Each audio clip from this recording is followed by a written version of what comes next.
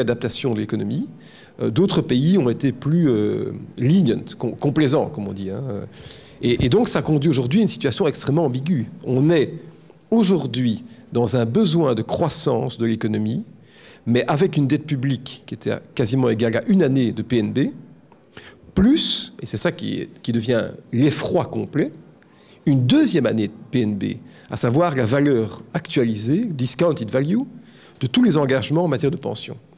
Et c'est assez clair, hein, les gens vivant plus longtemps, chaque jour qui passe fait qu'on a plus d'années hommes de pension à payer, y compris d'ailleurs les nôtres. Et donc on arrive à peu près à une année et demie, 2 années de PNB. C'est impayable, parce que ça représente un montant, quand on l'additionne, et je vous en parle comme un économiste, hein, on parle à peu près de 500, 600 milliards d'euros, hein, soit on va dire une année, 8 de PNB, hein, une année, 9 de PNB.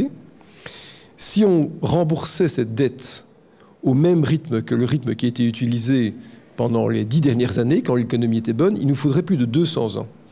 Donc c'est comme si on rembourse au rythme du passé, c'est comme si on continuait à rembourser maintenant les dettes de Napoléon.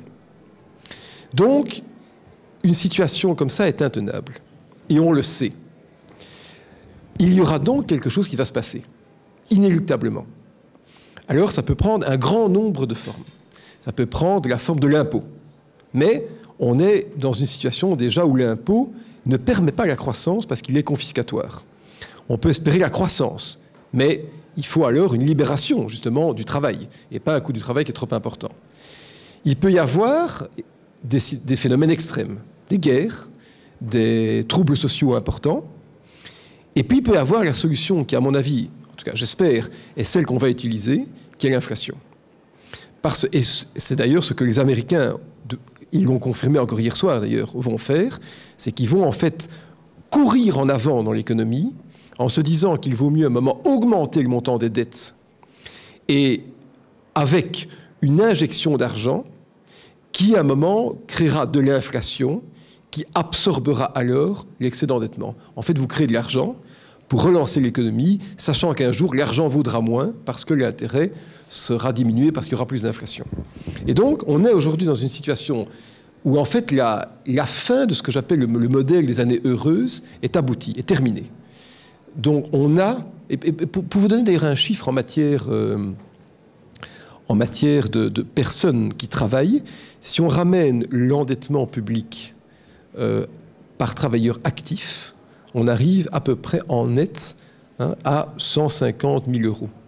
Ça fait 6 millions de francs belges, c'est-à-dire à peu près 6 années complètes d'un salaire moyen en Belgique, qui est plus bas que le nôtre, je suppose, mais qui est de 25 000 euros. Donc, on est en une situation extrêmement compliquée. Et donc, on voit qu'on arrive à la fin d'un modèle, et tous les économistes sont conscients de cette réalité. Il y aura donc un arbitrage qui va se faire entre la monnaie, l'inflation, et le trouble social. Et il est espéré qu'on utilise la monnaie plutôt que le trouble social. Finalement, aujourd'hui, c'est la Banque centrale européenne qui va décider de la façon dont on va vivre notre avenir. Ou bien la Banque centrale européenne devient rigoureuse en termes d'inflation, auquel cas, ça veut dire que ce sont les générations suivantes qui vont devoir payer des impôts parce que l'inflation ne va pas nous aider et ça créera des troubles sociaux demain, peut-être dans 1 an, dans 2 ans, dans 5 ans.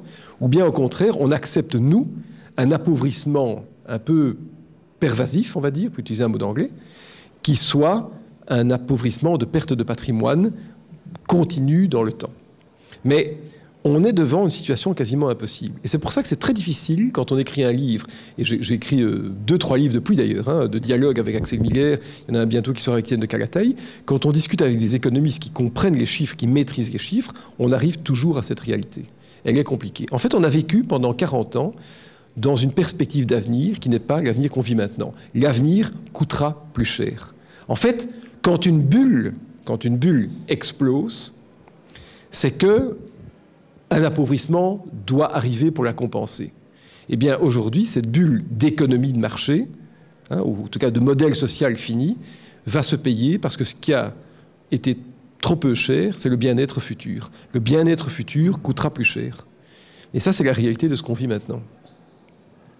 Alors, Moi, vous savez, face à ça, c'est un message un peu pessimiste, je reste quand même optimiste parce que je vois dans cette économie une génération de gens jeunes complètement différente. Des gens mobiles, intellectuellement, plus éphémères, plus sous forme de clans, de réseaux, de connaissances, d'apprentissage qui n'est pas de l'apprentissage cristallisé, mais de l'apprentissage plutôt long et large et un peu diffus. Et je vois donc de nouveaux profils apparaître. On est encore dans une logique qu'on ne le comprend pas, parce qu'on n'entend jamais parler des jeunes dans le domaine politique. On ne parle que des pensions et des budgets. On ne parle jamais de l'éducation des jeunes. Je ne comprends d'ailleurs même pas comment nos gouvernants ne comprennent pas ça. Mais je crois que nous serons poussés à l'adaptation et à l'appauvrissement par la création de richesses que font ces jeunes. Je suis persuadé que, d'ailleurs on le voit bien dans nos entreprises, que quand on compare les gens de 50 ans et les gens de 30 ans, la différence n'a jamais été aussi importante, en tout cas moins importante que celle qu'on a connue quand on avait 25 ou 30 ans. Et donc, il y aura une mobilité de l'économie qui va se déployer, concomitamment à un appauvrissement des gens, par l'inflation ou autres, qui ont accumulé du patrimoine. Mais ça, je crois que c'est le tableau dans lequel on va maintenant. Donc, on est dans une économie devant nous qui va certainement être chaotique. Il y aura des shrapnels, comme on dit, au ras du sol, qui vont sans doute bouleverser des paramètres, avec la trame commune qui est la fin de l'État-providence qu'on a connu. Ça, c'est certain, c'est fini. Voilà en gros l'idée du livre. Enfin, des nombreuses chroniques du livre. Il faut quand même être un peu lucide. Ce pays a échoué complètement. Ce pays a échoué. Et de nouveau, je ne parle certainement pas des problèmes linguistiques. Moi, je suis un bon wallon qui habite en Flandre. Enfin, tout le monde a sa vie, c'est pas important. D'ailleurs, les problèmes linguistiques, vous savez, s'il fallait être bilingue pour faire une belle carrière, tous les régents en langue seraient CEO du Belvin. C'est pas le cas. Donc, qu'on ne me raconte pas que ce soit ça le problème. Le problème, c'est que ce pays a échoué pour une raison, à mon avis, simple, c'est que l'État n'a pas donné confiance. L'État doit représenter, qu'on le veuille ou non, une valeur morale supérieure. Personnellement, je déteste l'État, parce que je n'aime pas cette espèce d'harmonisation des pouvoirs. Je déteste l'État, mais je serai le premier à dire qu'en termes de vigie, de perspective, l'État doit conforter l'entrepreneuriat des individus. Et en fait, on a vu un État qui se fragmentait, avec, et c'est facile de le dire, mais je le pense vraiment, des gens parfaitement incompétents qui ont dirigé ce pays. Aujourd'hui, sondage après sondage, on désescalade tous les ratings de compétitivité. On a par exemple en Wallonie l'enseignement le plus cher du monde par élève, mais le plus mauvais en termes de classement. Ça, c'est une réalité, pas en Flandre, mais en Wallonie, c'est le cas. Et donc, on est dans une économie qui n'est plus protégée par sa géographie, qui n'est plus protégée par sa spécificité. Moi, je crois donc fondamentalement qu'il faut apprendre une chose, c'est prendre son avenir en main à titre personnel. Et je vais vous dire que tous les étudiants auxquels je donne cours, que ce soit à l'UCL, à Vlerick, ou à l'ICHEC, ou à Solvay en Corrières, tous me disent « Moi, je veux d'abord travailler à l'étranger et peut-être ne jamais revenir ici. » Cet État a tellement peu donné confiance, c'est quand même très grave, que les gens n'y voient pas leur bien-être ou leur avenir.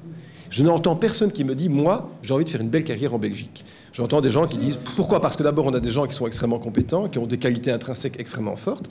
Mais ce que et je dis d'ailleurs que je crois que c'est de la jeunesse que viendra le salut, le regain de dynamisme, d'optimisme qu'on doit avoir dans cette économie. Je crois d'ailleurs que la plus grande erreur politique qu'on puisse faire, c'est leur dire que la seule chose qu'ils doivent commencer à faire, c'est rembourser les dettes des parents. C'est une erreur. Mais je dis en même temps qu'il y a la perception dans la jeunesse, et je vous dis, c'est très frappant, ça me frappe à un point que vous n'imaginez pas, puisque je donne cours maintenant depuis 20 ans à l'université. Donc, je vois dans les mêmes contextes ces mentalités évoluer. Donc, moi, il y a 20 ans, j'étais avec une craie au tableau. Aujourd'hui, je vois des iPads devant moi ou des IPC, des machins comme ça. Donc, le monde a changé. Mais je vois des gens qui disent pas du tout « j'attends la providence ». Pas du tout. Mais j'entends des jeunes qui me disent, pour répondre à votre question, je veux d'abord travailler à l'étranger parce que je crois que ce pays n'est plus à même de m'offrir le confort, en tout cas la perspective que je veux. Ils vont nous bousculer, et ils auront raison de nous bousculer parce qu'ils auront acquis des connaissances dans d'autres pays, dans d'autres circonstances. Au lieu de travailler 5 ans dans une boîte quelque part, ils auront travaillé 5 fois 1 an quelque part.